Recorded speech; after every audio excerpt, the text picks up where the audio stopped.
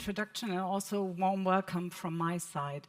I'm going to talk in the next 15 minutes about how we at Porsche Engineering accelerate automotive development, but also validation. This goes hand in hand. I will also explain how we stress, and that's a positive thing, not a negative thing, how we stress the modular tool chain that VI Grade provides, and how we use and integrate advanced driving simulators into our testing and development process. Let's start at the very top. Modern vehicle systems are getting more and more complex. We all know that. We have complex functionality, we have complex functions, we have complex technologies themselves, we have complex architecture, and this development gets more and more complex. And alongside with that complexity rising, we have a more complex validation. How do we tackle that? From our point of view, there are three key enablers. There's simulation, there's AI, and there's big data. And they help us in addressing and dealing with that rising complexity. Today, I'm going to talk about, or I will focus on simulation as virtual testing as also supporting development processes. I will not so much focus on AI and big data, but we have today and tomorrow to discuss individually. Our response to this rising complexity clearly follows four paradigms, which we address along the whole V cycle. And this is independent, and this is important to address here. It's independent of the domain I'm talking about. In rough words, I don't care whether we talk about validation and development of ADAS systems, or whether we talk about chassis development, or whether we talk about body systems. The paradigms are always the same. First, we have to shift validation to very early stages and also to start it directly alongside with development so that we don't get any late surprises. Second, we have to use standardized and reusable models. And I will focus in the talk today how we do it. We want to use the same models on a SiL test bench, on a HiL test bench, also on a driving simulator. And we also, and that is kind of interacting, we also want to use the same tool chains. Third, we want to integrate simulation as early as possible and as seamlessly as possible that interacts with the models and their reusability. And fourth, we have to automate as much as we can. We have to automate the test execution. We have to automate the process of test input, like test cases, and also model development. And we also have to automate the test analysis. We get a result also from real test drives, and we have to analyze that in an automated way and always the same approach. And that allows us to identify errors really quickly and easy. If we look at the different validation instances, test setups that we have software in the loop, we have hardware in the loop, we have vehicle in the loop or mixed reality, we have driver in the loop or driving simulators, and we have real-world testing. What is really important, and I want to emphasize that it's not about one or the other. It's not we only do SiL testing or we only do real testing. We have to find a clever way, and this is how we approach it. We have to find an intelligent test, or we have to define an intelligent test concept that defines this is what we do on a SiL, this is what we do on a HiL, and then we go towards driver in the loop and real-world testing.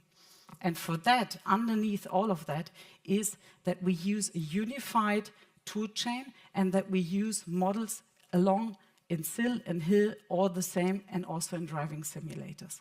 And this approach allows us to tackle that complexity and to keep up with cost and time, because that is what matters in the end. Let's focus on the right-hand side. Yeah, it's always on the right-hand side. A standard setup on a very, very high level for a test setup is always the same. We always have a vehicle model. Of course, it's a different vehicle model when we talk about chassis development than if we talk about ADAS development. We can simplify for ADAS development in certain areas. We have to be more detailed for chassis in other areas. But we need a vehicle model. Then we need a world that we drive in, the static environment on the top-hand side. This is very sophisticated for scenario-based testing, for ADAS, for V2X. The sensors need to interact with the 3D model. It has to be physically based rendered. We need a visual representation for the driving simulator, and for instance, a very detailed road surface. For a load collective testing, I can go with a speed profile. But that is my static input to the whole simulation. And on the bottom left side, we have the scenario. We need that sometimes, but we need it specifically if my ego, my system under test, my vehicle wants to interact with another traffic participant. This is done with a scenario. And this whole standard approach, these three ingredients, the track model, the dynamic vehicle models, and the scenario, they interact in a simulation framework. This is also given by the default VI grade setup, and we use it for years now in chassis development. But now we had a new use case. We've been working in ADAS or scenario-based testing for quite a while, and we focused first on SiL and HiL testing. So we had a lot of track models. We have a very sophisticated process in generating track models, and I will show that in a second. We also have vehicle models that we integrated to the SiL and HiL test benches, and we have a scenario database which we then use. So we wanted to reuse all this model data that we had, and our approach or our aim was, or our question maybe, is the VI grade setup modular enough? Does it give us enough flexibility to integrate everything that we had and get going with integrating driving simulators in scenario-based testing? For instance, for HMI testing, testing how a handover scenario in ADAS would function if the driver needs to take over. So what did we do? And the answer is yes, VI grade setup is flexible enough, and it was not a big deal, let's say, to integrate what we had. We integrated or exchanged the vehicle models with the ones that we already had, that we developed with customers for our customers. We integrated the scenarios from our scenario database, and we integrated our static environments, the track models that we already had present. As an interface, we used our internal simulation framework, but this can be exchanged also by other frameworks like IPG CarMaker, DSpace, and so on and so forth. Because we are an engineering service provider, we are always flexible in what we need to use, must use, want to use. This is the flexibility we have to keep up. So in the end, we kept the user interface and also the I/O, and we made it happen that we used everything that we had in the driving simulators that we have from VI grade. To deep dive a little more, I want to focus now on the procedural track generation pipeline. We have a track generation pipeline set up that we can, let's put it differently. We always start for our track models with the open drive format. We know that the ASAM standard formats are not as standardized as we would like them to be, but still we rely on these standards because they allow us to interoperably change model input into different toolings. So the ASAM Open Drive, this is for, I guess everyone knows that, it's the mathematical description of a road.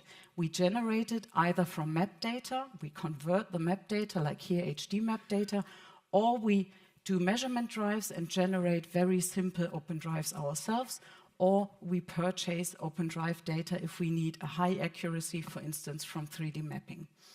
With that open drive, we then edit the open drive because, as I said, the standard is not as standardized. We have to do little adaptations to make it usable in CarMaker, in the VI grade software, in DSpace, and so on and so forth.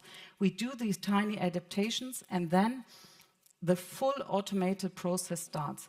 We have set up a pipeline in Houdini that allows us to import the open drive data, to add elevation map data, and to also add assets displaying the 3D model. Let me show that in action to you. So we have the map data, which we convert. We have our own vehicle drives, and we generate OpenDrive directly or purchase it. We edit it a bit in MathWorks Roadrunner, and we then import it into our Houdini pipeline. Here you see the OpenDrive itself, and as you can see in a second, we import the elevation map data. You see that it doesn't perfectly matches, but what we do is we always change the elevations so that it fits to the OpenDrive. We never ever change the OpenDrive because this is the key core element. Then, based on OpenStreetMap data, and for that OpenStreetMap data is accurate enough, we identify regions where we have buildings, where we have vegetation, where we have forest, grassland, and so on and so forth. And that way we get an estimation of the surrounding next to the road. It's not a one-to-one accurate modeling, but it serves most use cases because it's not important whether there is a yellow building with tiny windows. The most important fact is that there is a building and that you have a shadow going onto your sensor. That's more important than the accurate representation. If we need an accurate representation, we would do it manually. We then have the track model and we integrate it into any simulation framework and make it usable. Here you see the visual examples of generated tracks. This was specifically done for our driving simulator use cases. We have generated a generic artificial handling track. With that we can drive through 4 seasons in quite a limited amount of time. It's generic and made up by ourselves. But as I said, we can use the same models that we have for SiL and HiL testing also in the driving simulators, which for us is key because we can reuse so much. And the same, and this is important, applies for the scenario generation as well as the vehicle models. We always, for the same use case, if we have ADAS, we use the same models throughout SiL, HiL, and VIL testing. If we do chassis development, we do it the same way. So it's always the same principle, allowing us to save time and be more efficient. To summarize, the modular architecture of VI-Grade made it for us very easy to integrate everything that we had and integrate it into our workflow of how we do development and testing and validation. So we integrated just a bit with a driving simulator in between SiL, HiL, and real testing.